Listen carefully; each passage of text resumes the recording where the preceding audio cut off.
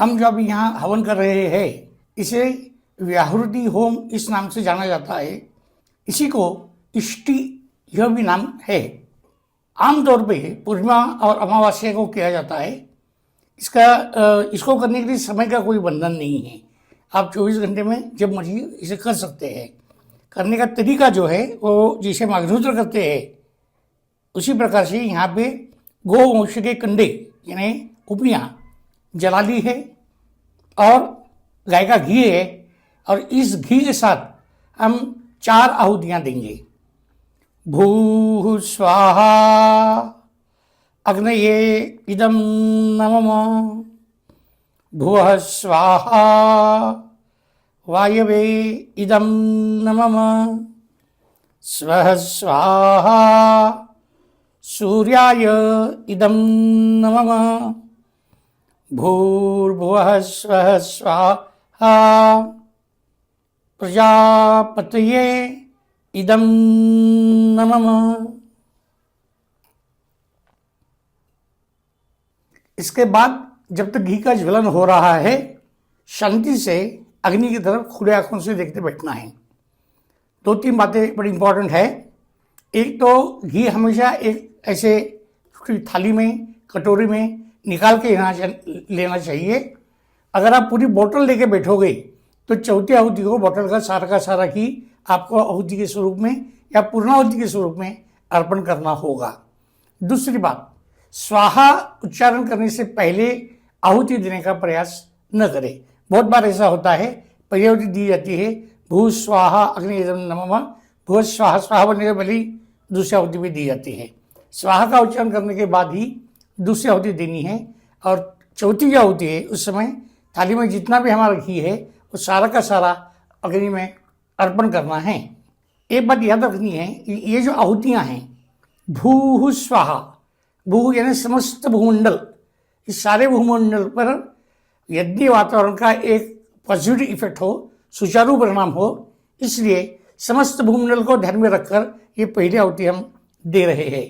दूसरी आहुति है भुवः स्वाहा।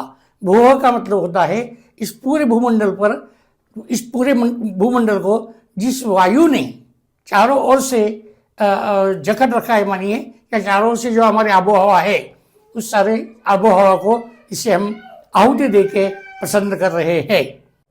इस समस्त जो वायु का मंडल है, वायु से हम पूरा भूमंडल घिरा हुआ है, उस पूरे वायुमंडल के लिए हम दूसरी आहुति दे रहे हैं भुवः स्वाहा वायवे इदं नमः। तीसरी आहुति है वो स्वः स्वाहा। स्वः स्वाहा का मतलब ऐसा होता है कि जहाँ तक वायुमंडल है उसके परे वहाँ तक भी इस आहुति का प्रभाव पहुँच जाता है। भूः भुवः स्वाहा, तीनों स्तर पर एक सुचारू परिणाम यज्ञ परिणाम प्रस्थापित हो, इसके लिए हम ये 4 आहुतियाँ देते हैं। चौथी आहुति में हम तीनों का भी नामोच्चारण करते हैं भूः भुवः स्वाहा। स्वाहा को जो लोग भी कहा जाता है।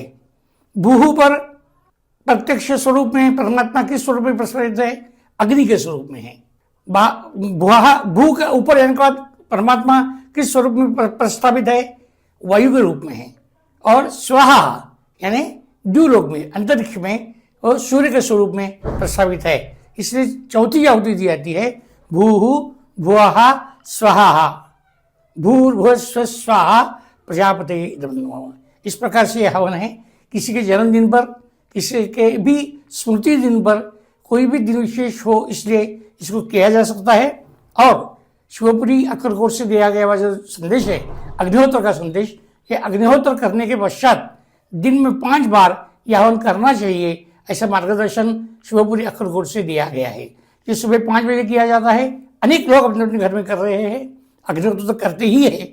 उसके अलावा सुबह 5 बजे ये हवन करते हैं, फिर दोपहर में 10 बजे करते हैं, फिर शाम में 3 बजे करते हैं, फिर रात में 9 बजे करते हैं। इस प्रकार से अलग अलग समय पे ये आहुतियाँ दे के हमारे घर को, हमारे परिसर को और द्यूलोक तक का जो वातावरण है सभी को एक अच्छा प्रभाव निर्माण करने के लिए हम इस प्रकार का हवन निश्चित करें। नित्य यज्ञ अग्निहोत्र और ये जो व्याहृति होम हमने किया है, ये व्याहृति होम ये परम सद्गुरु श्री गजानन महाराज शिवपुरी, अक्कलकोट, इन्होंने सारे विश्व को दिया है।